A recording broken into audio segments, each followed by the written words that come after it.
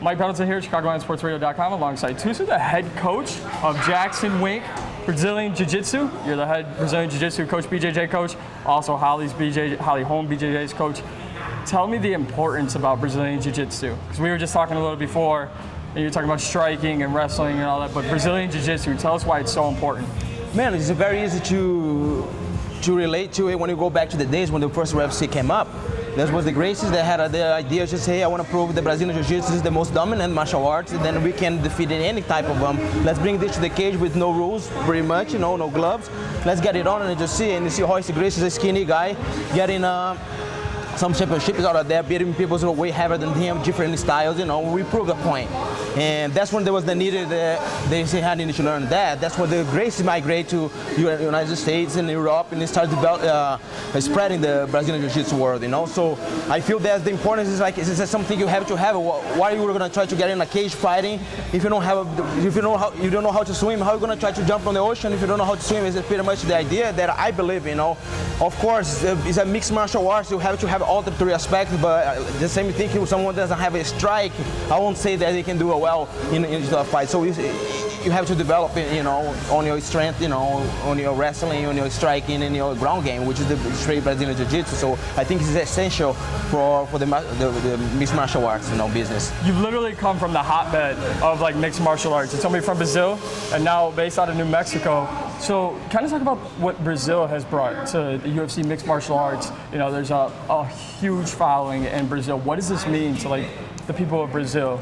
I think that's when the MMA was born, you know, in Brazil. So we were the lead, you know, we were the pioneers on the sport. So people sometimes their opportunity is not there, like the sponsorship, you know, the doors were open for a lot of the Brazilians because there's a lot of talent you could see in there. And at some point we had like 4 belts, if I was not wrong, but as right now we have 2 belts, but that's the sport.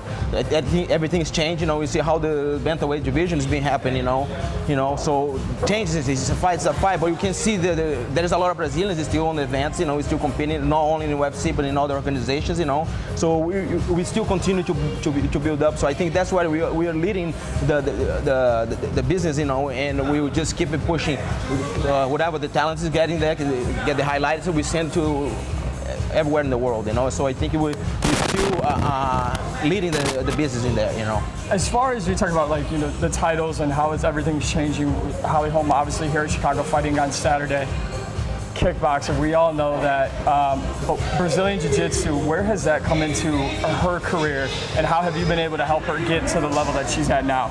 Holly Holm has been training since she transitioned to MMA. She's been training the BJJs, not the traditional way with the gis, understand the rules a little bit. That's why we bring to the table, give a little bit of the whole idea what Jiu-Jitsu is about. You know, it's not only just the grappling, tap each other's out. Philosophy, you know, living a lifestyle, understand what the Gracies did for the sport, for the MMA too. It's something I think all the fighters should understand and put a little bit value to that, because that's where Royce Gracie is the icon in MMA. You know, so he's the man that brought to attention. Said, man, what these guys with the uniform, with the pajamas doing it like that, and it makes people tap. You know, right. So he revolutionized the fighting business. You know, so that's my mind when I'm thinking about like what Jiu-Jitsu, you know, represents to the MMA right now. You know.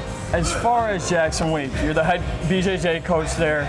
I mean, just hands down one of the best gyms in the entire mixed martial arts business. Whether it's someone like me or just any fighter, why should they come see you? At the Jacksons, what I believe it is, we have the perfect balance. It's not only the coaches, we have awesome coaches in there. Coach Winkon John, Greg Jackson, you know, Easy Style, Professor Barata, you know, myself, you know, among the other wrestling coaches in there. And it's, like I said, the coaches, it's a good combination with the coaches together with the training partners, I think, because we have such a different, diverse people come from Russia, from Brazil, from Canada, you know, Australia. So we have like a lot of mix of talents in there. So that's what I think the richest things we have. As well, the lifestyle in Albuquerque. I don't know if you have a chance to be in there, but everybody like, oh, that has nothing to do. There's things to do, but focus into a fight, like a good lifestyle, you know, pure air. You go do a lot of outdoor stuff. The weather is amazing. So that's why I think the appealing. So why should you go over there? Because I think it's the best balance, the best camp for you to be there, you know. Last one for you. What are your thoughts on Holly for Saturday? Holly's amazing. We did a great camp, you know. We've been here 100%, and I have no doubt about it. We're going to come with a victory, you know. It's going to be a highlight so we can hit it for the title shot. Well, she's already made highlights before. She stole the show in 2015. Exactly. Hope she gets back there. Thank you for your time.